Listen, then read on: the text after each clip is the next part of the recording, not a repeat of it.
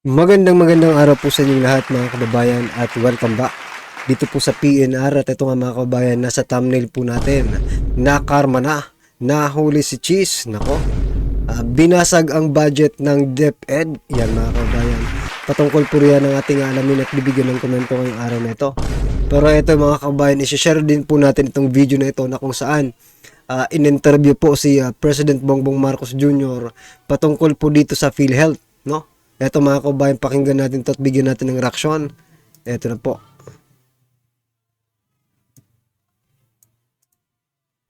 At ito ang guarantee ko. Napakasimple lang ang guarantee ko. Kahit may subsidy, kahit walang subsidy, kahit anong contribution, all of these issues, hindi mababawasan ang serbisyo ng PhilHealth. Hindi mababawasan ang bayad ng PhilHealth sa insurance claim. In fact, baliktad, padadamihin pa namin ang serbisyong ibibigay ng PhilHealth, palalakihin pa namin ang pagbayad sa insurance claims. So, I would like to just assure everybody, huwag niyong inaalala na mababawasan ang serbisyo kahit na kanino. At ito ang So, wag daw tayong mag-alala mga kababayan, no? Hindi po maapektuhan ang serbisyo ng PhilHealth, no? Hindi mababawasan yung kanilang mga benepisyo. Pero mga kababayan, no? For example, ako naghuhulog din ako ng PhilHealth dati, no? Ang inaalala ko po, no? Hindi naman ako naandyan hindi naman ako parang nangangamba about diyan. Syempre trabaho nila yan, gagawin talaga nila yan, no? Gagawin nila yung nararapat, no? Para diyan sa mga benepisyo yan. Pero ang gusto ko lang i-point out, kung hindi nyo po bibigyan ng subsidy yung PhilHealth, saan mapupunta yung nakalaan na subsidy sa PhilHealth, no? At saka, ito pa, hindi lang po yan. Saan, kasi ang iniisip ko ngayon, no? Parang binubudol tayo Oo, pagagandahin nila yung serbisyo, something like that. Pero kinukuha naman nila yung malaking part, no? Ng mga contributions ng PhilHealth. Di ba?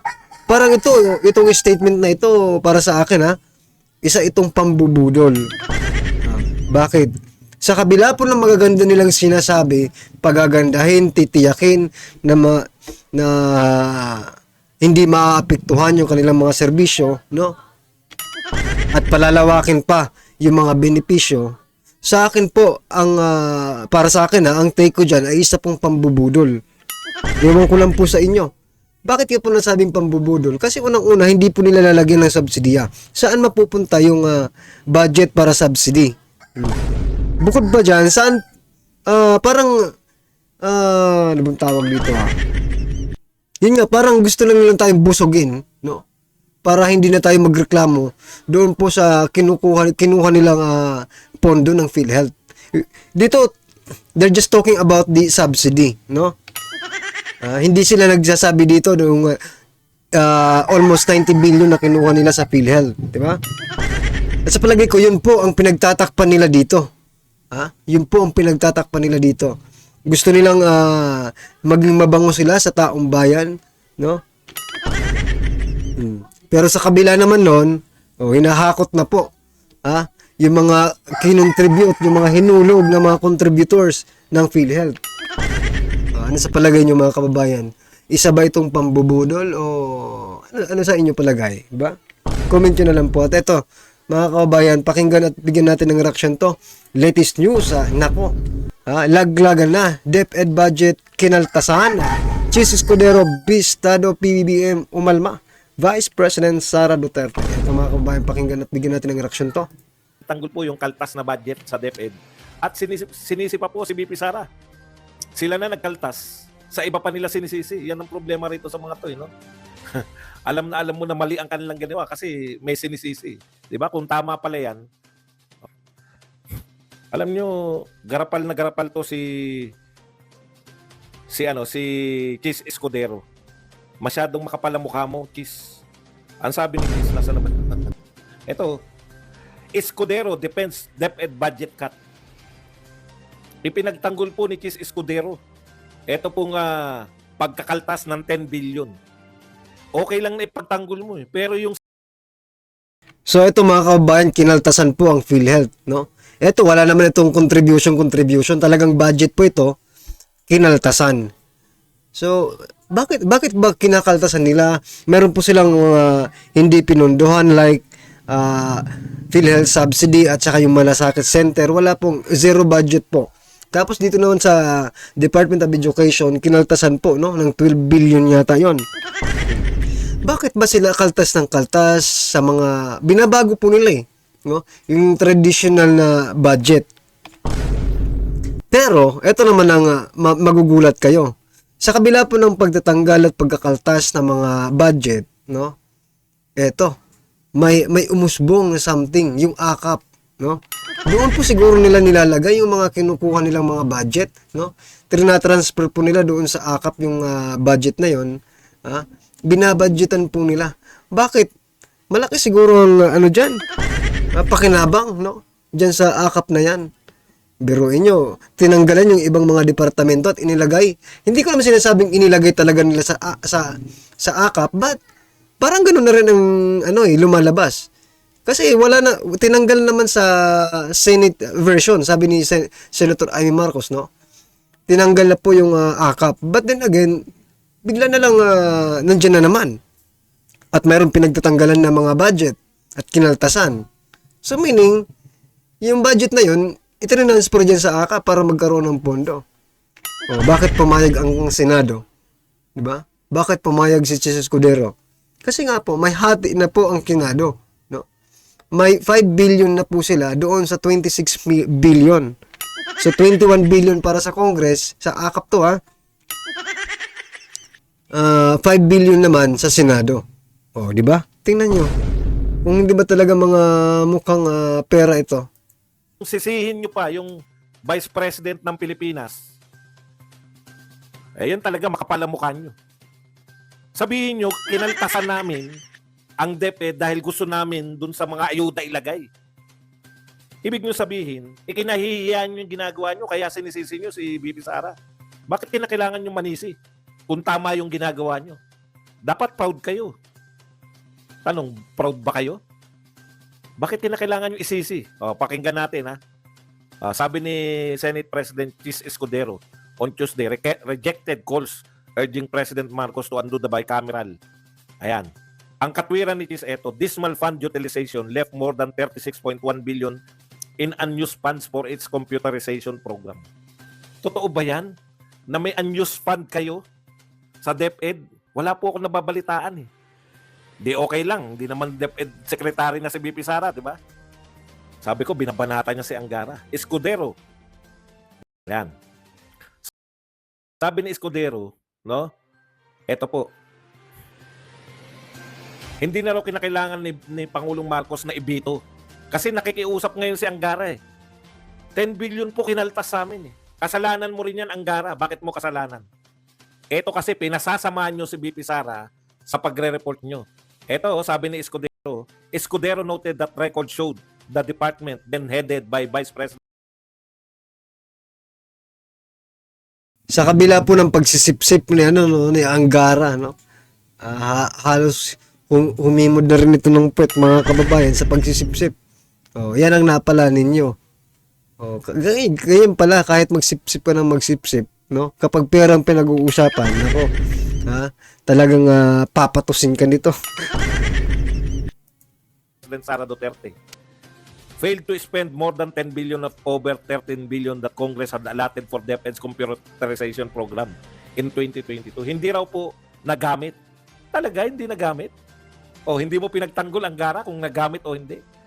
So tama si Escudero. Kung hindi nga naman nagamit, di may budget pa. Kaya lang hindi po ganyan yung kalakaran eh. Pag hindi po yan nagamit, kukunin po yan. Escudero said the department also did not spend half of its 20.4 billion allotment in 2023 and another 15.9 billion procurement of computers this year. Hindi nyo pala ginagamit daw yung mga pambili ng computer ayon sa inyong report. Ang problema, ang sinisisi nyo sa report ng DepEd ngayon, yung DepEd nung nagdaan. Tanong, nung DepEd ba si BP Sara, binigyan nyo ng budget? Binigyan nyo ng budget? Bakit nyo binigyan ng gusto ng BP Sara na ganitong budget binigay sa DepEd, dinagdagan nyo pa? Bakit? Kasi bati pa sila ni Marcos. 'Di ba? Ngayong hindi na sila bati, kakaltasan nyo. Ang problema, hindi na si Sara Duterte ang DepEd. Si Angara na. O bakit ngayon sinisisi nyo si Sara Duterte? Eh di ba sabi nyo, kayang gastusin ni Sara Duterte ng 11 days yung milyong-milyong pera? 11 days? Kaya hindi ako naniniwala eh. Sa report ninyo eh. Report yan ng DepEd ngayon ni Angara. Bakit kaya Angara? Bakit mo pinalalabas na hindi nagagastos ng DepEd na maayos yung inyong pondo? Ikaw na yung DepEd ha? Oh, malamang Yan, sa sobrang sira nila kay Vice President Sara Duterte, no? Sila mismo ang nagsasuffer, no? Ng mga consequences na mga sinasabi nila or nire-report nila. So, ayan. Mhm. Ngayon, nabawasan katuloy ng 12 billion or 10 billion ba yun? Oh, di ba? Oh, sip-sip pa more. Sip-sip pa more ang gara. nagbata ito sa report nyo. Sabi kasi, oh, ito ay binatay niya sa report ng DepEd.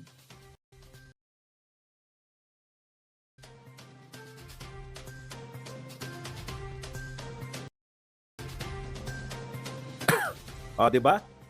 This is always the tricky part when it comes to budget, agencies. Yan. So sa madaling salita, pinalabas ninyo ni DepEd ni Angara na hindi maayos yung paggamit ni BP Sara ng budget ng DepEd. Kayo nagpalabas. Kaya ngayon, yan yung kinakatwiran ni Escudero. Hindi nyo pala nagagamit yung budget. Bakit pa namin kayo bibigyan ng budget? Ayun yung problema ni Angara. Ngayon, iiyak-iyak ka ngayon. Pero hindi po ako naniniwala.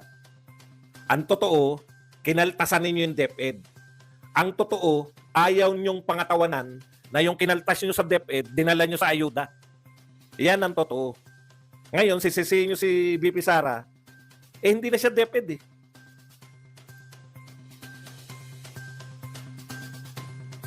Umiiyak yung DepEd secretary. Pero, ngayon ko lang narinig yan. Asan yung COA report? May COA report ka bang pinagbatayan? Asan yung COA report na may sobrang pera yung DepEd kaya hindi nyo nabibigyan? Wala eh. So, ibig sabihin, mga kaban, nagsisinungaling po sila, no? Kasi tama na naman. Oh, kung nandun po yan sa COA report, okay, kasi investigahan na yan eh, di ba? Siniyasat na po yan, di ba? Diyan sa Kongreso. Oh. Tapos na po yung Department of Education ni Vice President Sara Duterte na audit na po yun. At wala naman nakita doon sa computer na misuse of funds. Ano po ang naging resulta ng audit? Walang anomalya. Ibig sabihin, it is been used properly, di ba? Kaya itong pinupukol na naman nila kay Vice President Sara Duterte, mga kababayan, no? Maaaring tama dito si Sir Badong Aratiles, no? Nagsisinungaling pong mga ito at nagamit nila ang pondo diyan sa pamimigay ng ayuda. Oh. Yung pa ang medyo may makatotohanang istorya, di ba? Kaya sasabihin yung misuse of funds ng dating administration ng Department of Education. Walang iba kundi si Vice President Sara Duterte. Mali po yata yung ninyo, tirada. Wala kang pinagbatayan. Ang ginagawa, sa madaling salita, ang ginagawa ni Escudero, kinaltasan nila yun ng budget yung DepEd. Hindi ko alam kung bakit. Ngayon, nung napapahiya na sila, isisisi nila kay BP Sara. Dalawa na narinig ko niyan eh. Yung isa, yung One Rider. Yung si Rodriguez ng One Rider. Sinisi rin kay Gutierrez BP yun. Sara. Sila nagkaltas. Isisisi nila sa iba. Alam nyo, once na nagsisi kayo, palpak yung ginawa nyo. Alam ninyong palpak. Maraming umaaray. Simple-simple lang eh. Di ba? Kulelat na tayo sa education. Sa buong mundo. Nangungulelat na yung Pilipinas. Kulelat na tayo dahil sa computerized lahat ng mga bansa, tayo hindi. Pero kakaltasan nyo pa yung computerization program ng DepEd. Wala kayong papaliwanag dyan na tatanggapin ng tao. Di ba? Dalawang mahalaga yung kinaltasan nyo. DepEd tsaka yung PhilHealth. Kahit na anong paliwanag nyo, nagkakandakuba na si Jam Magno sa kapapaliwanag. Kaya pala may nagtanong dito kahapon, ano ba pagkakaiba, ang tapang pa, ano ba pagkakaiba ng budget at ng ayuda, ay ng subsidy? Pinagluloko nyo kami, national budget yan. Kita nyo, pinagtatawanan si Jam Morales, Jam Magno, ni Sas, tsaka ni Joy. Budget po yung pinag-uusapan, siniro budget nyo. Ay, mahilig tong mga tao ni Marcos, mahilig sa mga tokis na walang kahulugan. Ano man ang itawag nyo riyan, kahit itawag nyong pororot yan, kinaltasan nyo pa rin, siniro nyo pa rin yung budget. Kaya pala may nagtatanong, anong klaseng tanong yan? Budget, ano pagkakaiba ng budget at subsidy? Wala kaming pakialam kung ano gusto nyong itawag. Ang katotohanan, zero ang budget ng PhilHealth sa dito po sa gobyerno natin. Siniro nyo. May nalalaman kayo pa kayong subsidy, pinagbubulan nyo pa ang mga tao. Si Jam Magno, mahilig yan. O Jam, kinakailangan mong lituhin. Katulad dati, di ba? Hindi yan, ano yung, saan yun, yung sa pirma? Naalala niyo yung sa pirma? Yung pinapirma tapos binibigyan? Ang sabi niya, hindi naman daw yun bayad. Parang hindi bayad sa pirma, kundi incentive. Ganun kabugok yung tagapagtanggol ninyo. Nakakahiya kayo. Pinagbubulan nyo kami, sabihin nyo na hindi. Ano yung PI? Yung sa initiative. So yan mga kababayan, may mga budget pong lumitaw, no? Nawala naman sa proposal. O may mga budget na zinero talaga, no? Like PhilHealth and Malasakit, no? O zero mga kababayan, no? At may mga budget naman na kinaltasan. Eto na, magka-ganun pa man, may budget na, basta it's all about budget, no? Malaki pa rin po ang budget natin ngayon. Nasa 6 trillion yata, 6 trillion plus, di ba?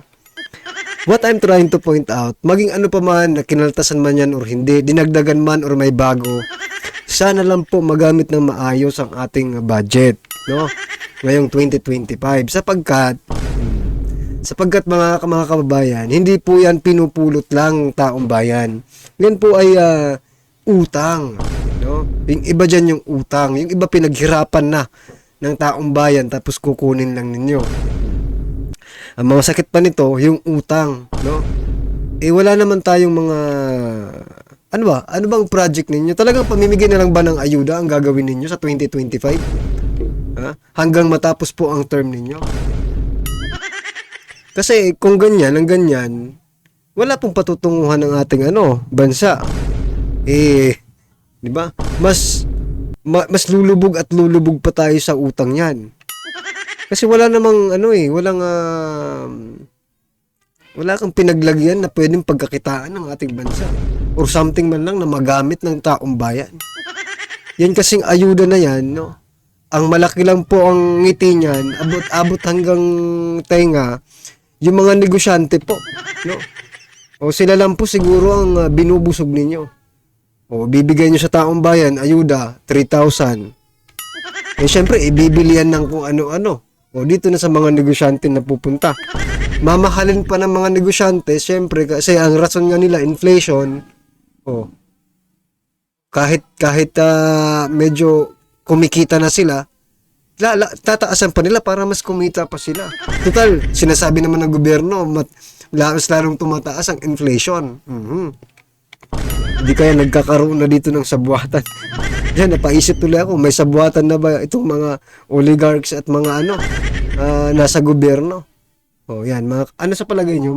Posible ba kaya ang gano'n? Na magsabuatan ng mga oligarchs at nasa government? No? Para hindi lumabas yung kitaan or maghati lang sila sa kitaan. Sige, bibigyan namin sa taong bayan yung pera, bibili sa inyo ng produkto. Solve na kayo. Kayo lang. Paano po mga ordinaryong Pilipino, mga kababayan, ha? Paano po tayong mga ordinaryong Pilipino? Hanggang yun nga rin pa ang masama. Hindi po lahat ng ordinaryong Pilipino nakakatanggap ng ayuda. Most of them are mga tambays pa. na walang naiaambag sa ating sosyedad ng mga tax. Yung mga taxpayer tuloy, mga kababayan, bihira lang, no? Bihira lang maambunan ng mga ayu-ayudang yan. Diba? Kasi nga, priority yung mga tambay. Huwag na po tayo maglukuan dito, uso yan. Diba? Ay, mga tambay, nung akap na, meron ng mga trabaho. Hanggang papel lang. Diba? Kasi hindi ka naman makakuha ng akap kung wala kang trabaho. Kasi ayuda sa kapos ang kita eh. Paano ka kikita kung tambay ka lang? Pero nakita ko doon mga kababayan, mas marami pa ang tambay kaysa po sa mga sa mga trabaho. Naku, lukuhan na talaga ito. Well, anyway mga kababayan, ano pong inyong reaksyon, opinion patungkol po sa video ito, i-comment lang po sa baba para at isa lang po natin mga kababayan ang inyong opinion. Maraming salamat po.